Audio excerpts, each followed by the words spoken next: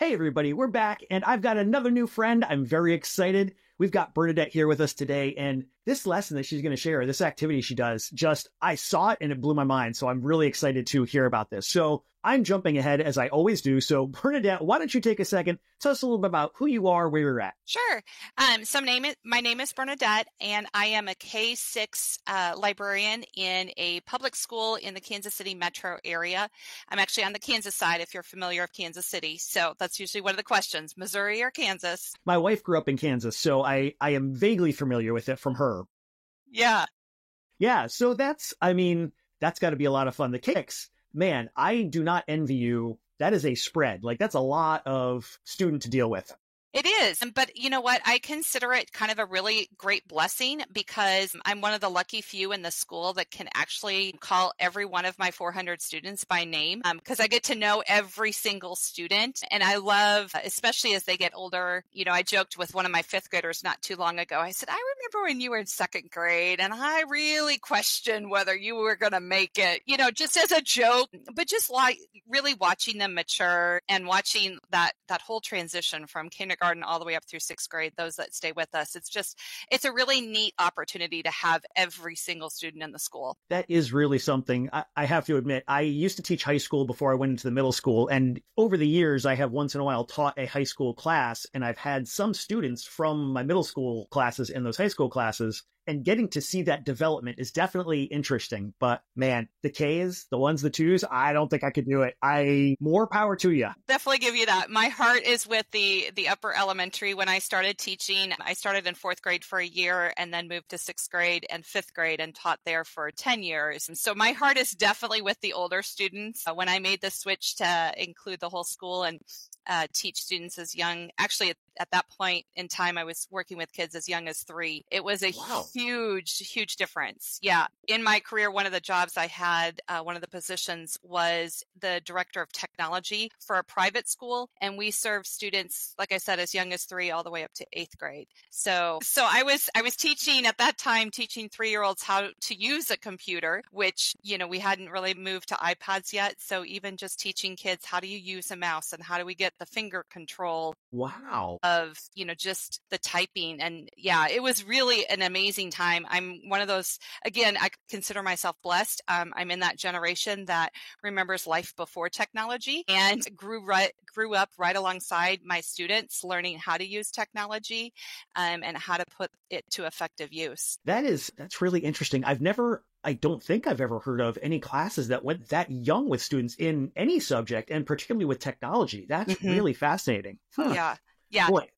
Yeah, it really fed my passion for combining technology with really any kind of content. I bring a huge passion for technology to the library these days and just looking for ways to connect online and offline. I think it's important for students to get an opportunity to explore the world without the technology. We've kind of swung, in my opinion, kind of almost complete opposite. We went from no technology to now everything seems to be technology. And I try to find a little balance between the two of like, okay, some of this will be technology. This unit might be technology, but this one is going to be offline. We're going to not use a whole lot of technology with this one. Well, we're playing right into that today because you're going to tell us about this amazing activity that you do with your kids that is not online. It's so physical. I love it. It's really in the real world. Before we dive into the specifics of it, where did this come from? Like, how did you end up sort of finding yourself in need of this? Or, how did you develop the idea for this particular activity? So being in Kansas City, the Super Bowl has been a big topic of interest in the last few years, and I was looking for some way to engage students in nonfiction. I promise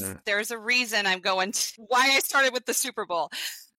So we actually spent some time with my students working on reference materials, and I tied it into some Super Bowl activities that we did. And then again, being in Kansas and KU, the NCAA tournament is usually a big deal. So we do some March Madness and some brackets. Nice. And I had a little bit of a buffer between Super Bowl and March Madness and realized I hadn't spent a lot of time talking about biographies. So I knew I wanted to do something with biographies. I wanted to get my kids interested in that section of the library. I just didn't see it getting utilized very much. Really wanted to get the kids kind of focused on that. And it just so happened that my PE teacher was teaching bowling as part of his unit about the same time that I was kind of looking for something to do with biographies. So kind of blending the two. The kids were practicing bowling in PE, so why not do some bowling in the library, which kind of led to biography bowling.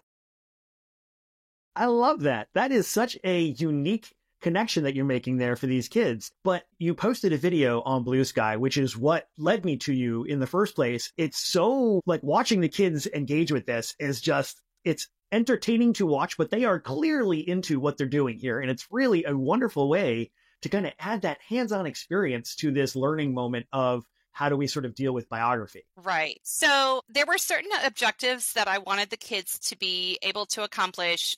We only spent about 3 lessons on biographies, but I wanted them to be able to identify what made it a biography, how biographies are organized differently, and I wanted them to be able to find biographies on the shelf. So we spent a little bit of time practicing some of those skills, getting some of that knowledge. So when it came time for actual bowling day, we did 10 frames of bowling. The students were responsible for 7 frames. And in order to score for those 7 frames, they had to show that they understood some of the biography skills.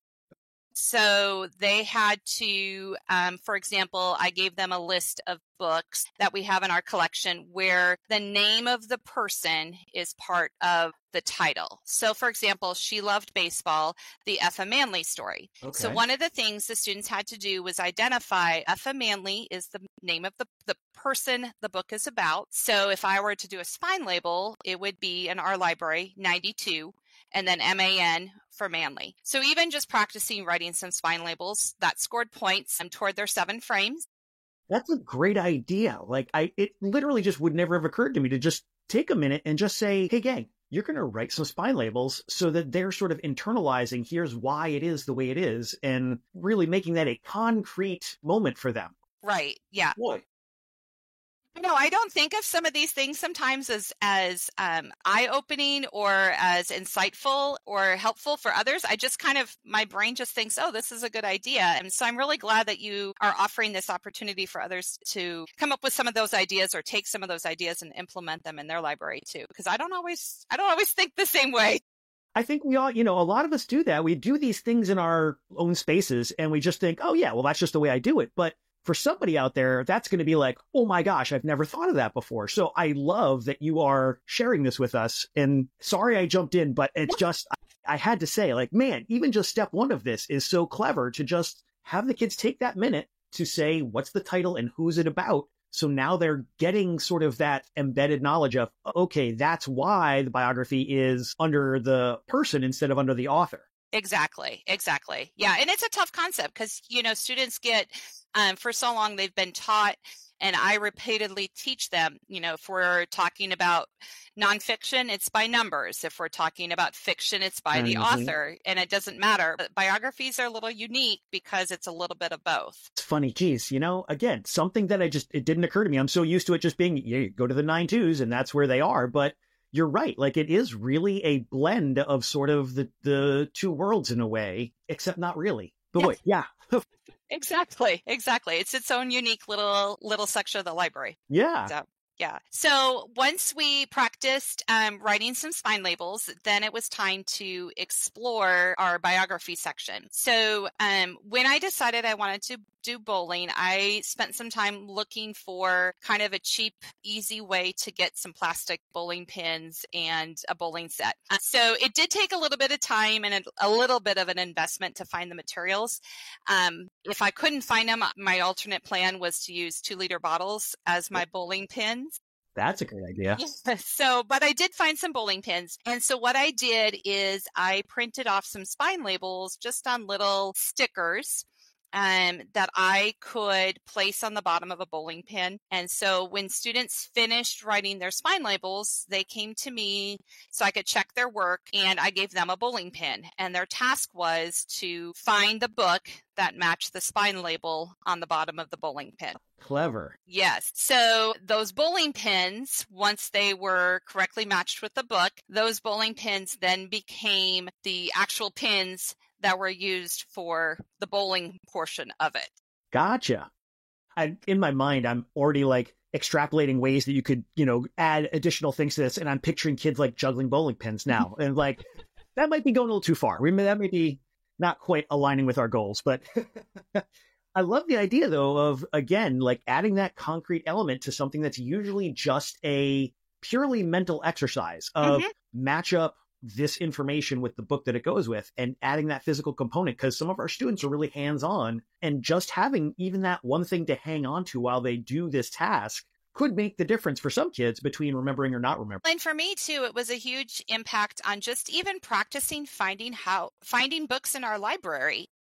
There's so many times that the kids will say, well, where is so-and-so, or where can I find this book? And when there's just one of us in the library, sometimes it gets a little overwhelming. So if I'm investing time year over year to help kids figure out, we're practicing not just matching a book with a spine label, but we're also working on our alphabetizing skills, because you have to find on the shelf, if here are the A's and B's and your spine label starts with a C, then you have to start using those alphabet skills just to find the matching book. That's something that I unfortunately am continually shocked by, how unable my middle school students are at. Boy, I really just mangled that one, but I think you get where I'm going. Like, the middle school kids have so much trouble figuring out, oh, that author is T. I don't want to start on the top shelf. Like, why is this so hard? But again, it's something that we don't always have the time or take the time to introduce them to. So I love that they're getting this additional element of, yeah, this is something that we need to know when we're looking for stuff in the library. Exactly.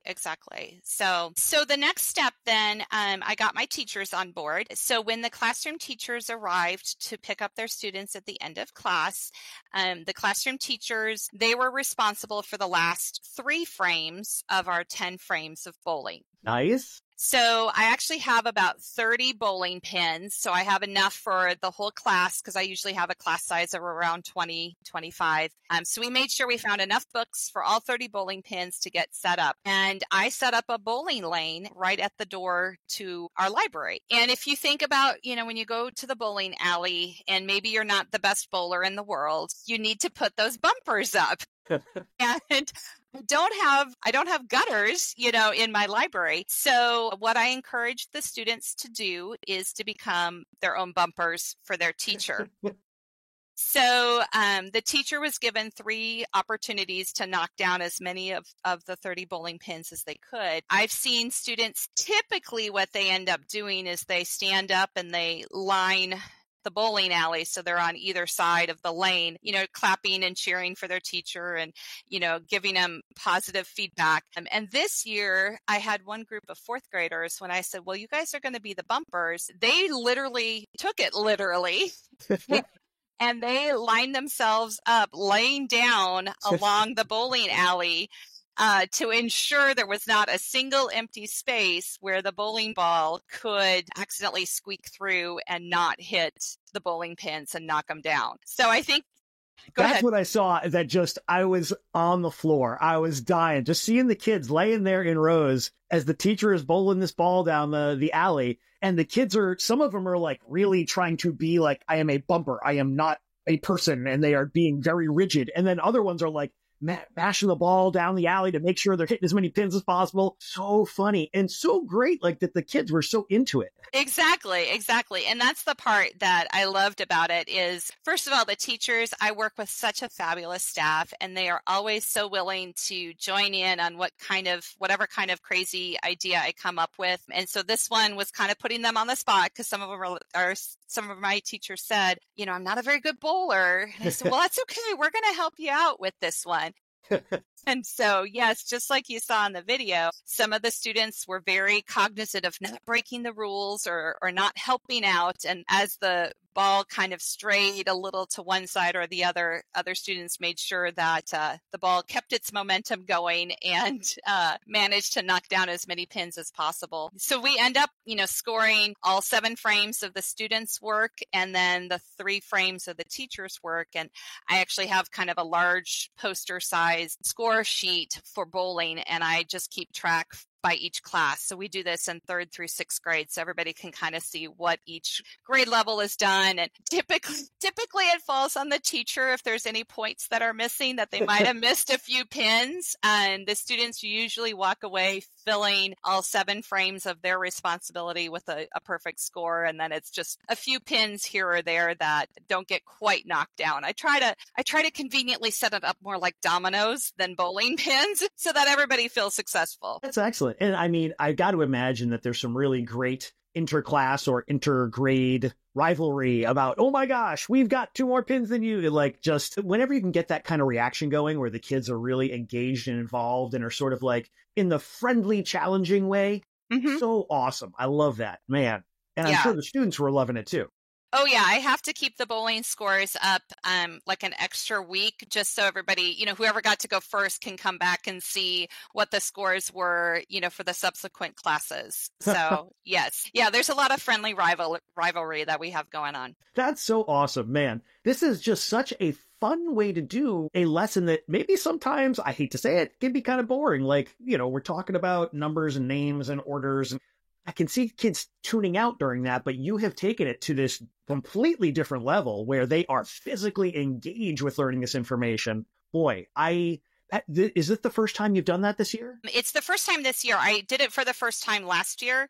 Okay. And I look at, again, one of those gifts of being able to see students multiple years in a row is I always think about our library curriculum in a spiral format. And usually classroom teachers think about a horizontal spiral. So going from point A to point B, November to December to January. And I think of our curriculum spiraling in a vertical way. So I think of introducing a topic in 4th grade, and then we practice in 5th, and then hopefully master by 6th. So as my students are introduced to something the first time last year, as they did it again this year, I was really looking to see, did students remember? Did they do a better job with maybe retaining some of that information year over year, which is a big stretch. Mm-hmm. But the minute the bowling came out, the kids were like, oh, remember this from last year? Yes, we're excited for it. And I really felt like they got the gist of what I was hoping they were going to get, that they would know, again, my objectives. What makes it a biography? Why do we organize biographies differently? And how do you find them on the shelf? To have that instant recall when they see those props come out and they're like, oh, that's right. Like, just what a great mnemonic to help them cement that in place.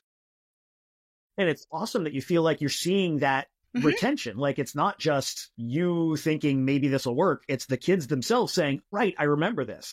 Yeah, exactly. And that's what was unique about this year, being it's the second time I've done it now, is looking to see, how did my 5th graders recall? Did they do better this year? Because it would have been the second year they would have had it. And the same thing with my 6th graders. So I'm really hoping as we continue spiraling upward, by the time my 5th graders now have it in 6th grade, they should be, hopefully, the goal is that they really have that information mastered. Yeah. Oh boy, that's great. Man, it's just, my brain is overflowing with thinking about how amazing it is that you get that opportunity to work with these students over and over again across those multiple years and really reinforce those skills. Because in my school, we've only got 7, 8. That's it. That's our whole grade band. So I get a shot in 7th and a shot in 8th, and then they're on their way. And it's like, hopefully they're taking those skills with them, but who knows? So having those extra couple of years can really make a big difference, I bet. Yeah, it really does. And I know, I'm on a set schedule, so I see my students on a regular basis, and I know there's a lot to be said about a flexible schedule and a set schedule and kind of finding a hybrid. it's just how my district operates that Mhm. it's going to be a set schedule. I don't see it changing. So it's kind of like, how do I make the most of it? How do I ensure that the priority standards are really getting taught? Well, you're definitely making your lessons really sticky because these are, I mean, again, you got to watch the video, folks. It is amazing. If it's okay, we'll include the link in the show notes so that people can find it because it just was cracking. I must have watched it 10 times in a row because it was just so fun to watch every different kid have these different reactions. So great. Absolutely. So one of the things that I find interesting about this lesson is the way you're sort of putting it together seems like it would be really adaptable for all different kinds of grade levels, ability levels, whatever kids are bringing to the library, you can kind of tailor the activity to them in a way that's going to still help them get some of the information and the resource knowledge so that they can use it in the future. Have you found that you've had to modify things in any particular ways for students? I think maybe the modification has come from ways that I scaffold and support different leveled students. Now, sometimes as teachers, we scaffold by how we partner kids up or how we pair groups together.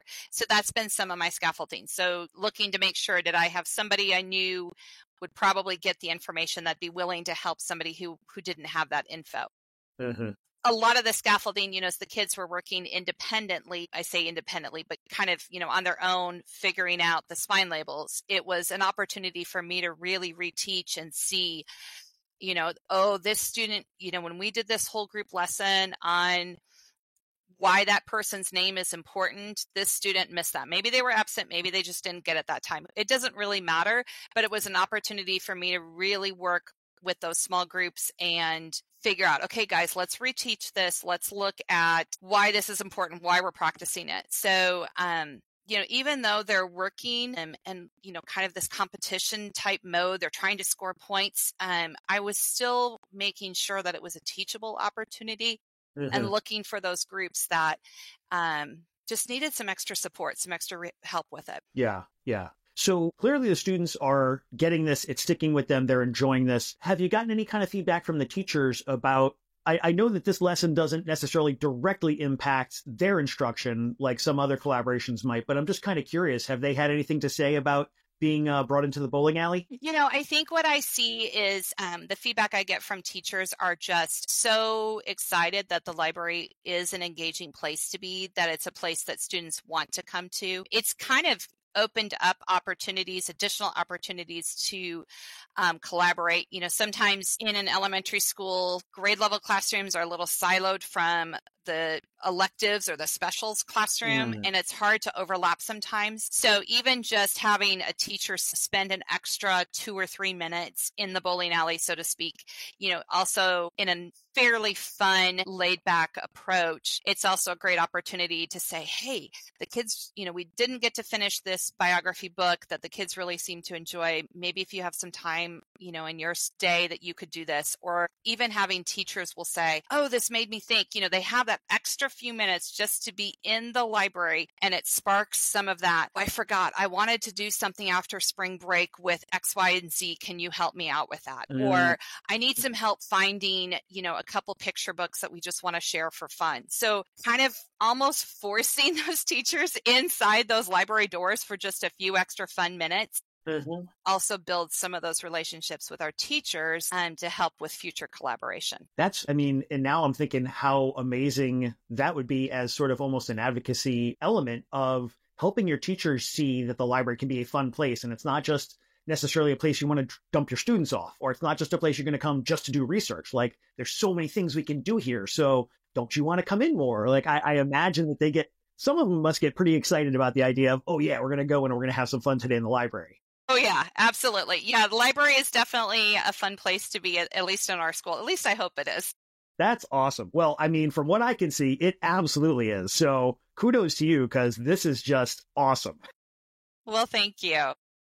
People are thinking about trying this out, because I know people are going to want to try this out. Do you have any suggestions for things they should sort of keep in mind as they're sort of preparing or as they're going through this for the first time? Well, as I was thinking, especially when you were asking about, how do I support and model and scaffold, honestly, this kind of approach and activity could be used with pretty much any kind of content area that you want to do. I chose biographies, but as I'm thinking through, it could easily be done, in any kind of format, if you are doing some sort of, library orientation, where to find materials, or maybe you're looking for, again, scoring some points, just another way to bring it about, to do any kind of content, I think, is really where I was headed with it. I can see this being almost a decathlon of like, we do bowling for biographies and discus for, I don't know, Dewey. Right. Yeah. I know. I started thinking about it. I was like, my third quarter lessons are very sports oriented. I don't know how that all happened necessarily, but yeah, like I said, there's football and then there's bowling and then we finish with some basketball too. So, for me, I really looked at, I wanted my collection to shine. So that's why it's so hard. Like there's no real digital resource to it because it's based on the books that are in my collection. I always looked for ways that I could make things a little easier. I tend to tell my students we're going to work smarter, not harder.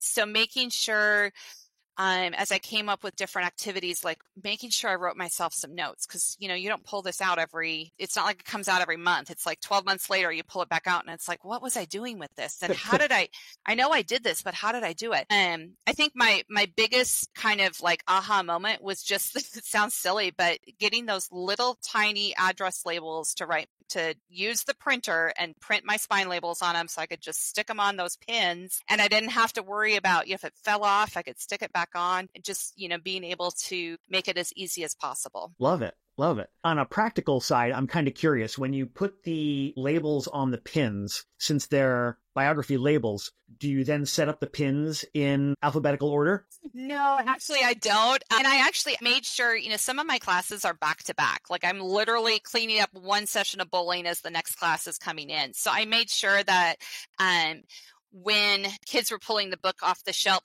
to match the bowling pin, I kind of had a few extra. So like, for example, 92 LIN, which happened to be for Abraham Lincoln. And I know I've got, a handful of books on Lincoln. I knew that was a bowling pin that I could easily use again. And I didn't have to hurry up and shelve the book so that the next group could find it. So really kind of being strategic. There might have been a few LINs, a few Washingtons, a few Roosevelts, looking again at my collection, what spine label tended to at least have a few of the books to match. Again, because, if the goal is to help the students find the book on the shelf, the book has to be on the shelf. So how do I make sure to kind of have that quick transition with back-to-back classes? That's a great point. Boy, man, so many logistical things to consider in this, but so worth it. I mean, your students clearly are having a great time and learning important stuff. So love it. Thank you for sharing this lesson. I think we're at the point where we're going to take our 90-degree turn into our book break. Book break. Squiddity. So the book I chose is called We Are Definitely Human. And it's a new book that came across my radar as a result of participating in the mock Ezra Jack Keats Award. So it's kind of modeled off of the mock Caldecott unit, but the Ezra Jack Keats Foundation is sponsored this particular one, and it was an opportunity to kind of get some other new books into, in this case, I did it with my kindergartners and first graders, so getting some new books into their hands. And one of the suggested titles was this one called We Are Definitely Human. And I probably read it to my students all the way back in early January, maybe one of the first two books that I read to them. And they recalled the book an easy 8 weeks later, and they identified just the book. They remembered the book. It's such a unique way. I don't want to give too much away from the story, but the main characters are very obviously not from Earth. But they put this spin on it that they keep saying that we're definitely human. Look, we wear hats. We work, we are from Europe. We're definitely human, although it's very obvious that they're not. And what my kids remembered is the message of kindness and the message of, even though the actual humans in the story could really tell that these characters were definitely not human, really phase the humans. The humans still help them repair their spaceship.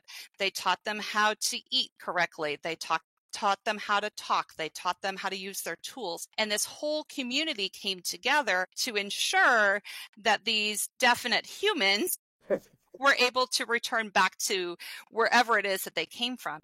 And I just 8 weeks after reading a book and hearing, 6-year-olds say, this was my favorite book. And it was so great because it was about kindness. And that was the message that it really stuck with them, that it didn't matter what these characters looked like or where they were from. It just was a matter of being kind to each other and helping each other and being successful. And it was just, the very last page of the book, one of the main characters is just waving goodbye to these definite humans as they're taking off in their spaceship. And it kind of brings the title full circle because the main character just says, yes, they are definitely not human. But again, the kids just really embraced the message of the book, which was the kindness piece of it. So, so they loved the book. And then when we did our mock award, it became the winner that we selected in our school. And then it was great to see that the Ezra Jack Keats Foundation actually selected that book as one of their top books for the year too. Nice. Yeah. Oh boy. Huh. Yes. This is not a book that I have heard of, but this sounds awesome. Like I said, any book to me, if a student is able to remember that book months later, that's just an impactful book, in my opinion. Yeah. Even just the title, as soon as I saw it, I started kind of chuckling inside because sort of where it's going to go, but I'm sure I don't know exactly where it's going to go. So I'm really curious to pick it up and see. Oh, yes. And, again, like any good picture book, you really have to delve into the illustrations because the illustrations is where some of the humor comes out and some of the uniqueness piece comes out. And so the kids were, again, as we were reading this out loud, they were pointing out, oh, look at what's happening there. Look what's happening there. Look at how, again, not to give too much away, but, look at how all of these pieces are coming together. Love that. Well, that's going on my short list. Love it. Huh. Well, thank you so much for sharing a great title. Thank you for sharing this lesson. I really appreciate you coming on to just let people know, like, hey, here's a cool thing that I'm doing. Because, like I said, I saw the video and I had to just find out, like, where this came from. Because it just looks like everybody's having such a great time. And to my mind, that's what school should be all the time. Not that we, that we're trying to program for fun all the time, but there's opportunities to learn in engaging ways. And I love that you're doing that with your students. So thank you so much for sharing that with us. Well, thank you for giving me the opportunity to share. I hope it helps others. Thanks for checking out this episode of the SLLN podcast. Be sure to check out the show notes, which include not only a link to the lesson, but also links to the SLLN website, home to a curated list of free upcoming virtual events and resources for school librarians. It's easy to become a member of the network. Just visit the site and use what you like.